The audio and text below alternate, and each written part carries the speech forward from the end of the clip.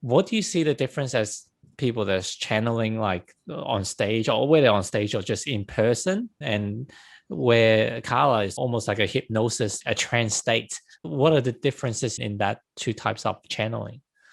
Well, Carla said that if you're channeling your guides, you're in a much easier situation. You could probably do it on a stage Ah, and it would be okay.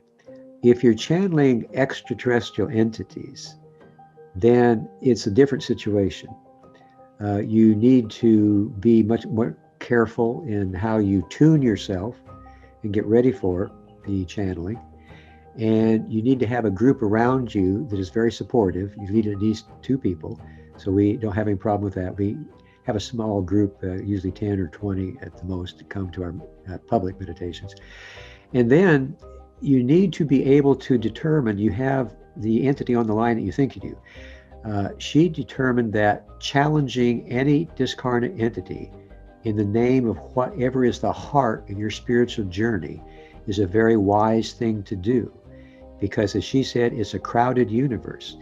There are some entities out there that are negatively oriented that will mimic positivity in order to get you to channel for a while, and then they'll turn more toward the obvious negativity and detune the channel.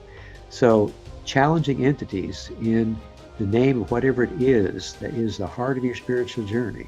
And for her, it was Jesus Christ, because from the age of 2, she had a personal relationship with Jesus. Other people might use Christ consciousness or some saint or service to others principles or whatever has meaning to them, whatever it is that they would live for and would gladly die for if necessary. That is what you challenge any discarnate entity, any extraterrestrial entity. So it depends on the situation, who you're channeling, and that's basically it. yeah, Yeah, it makes so much it sense. takes care. You have to take care to do it well.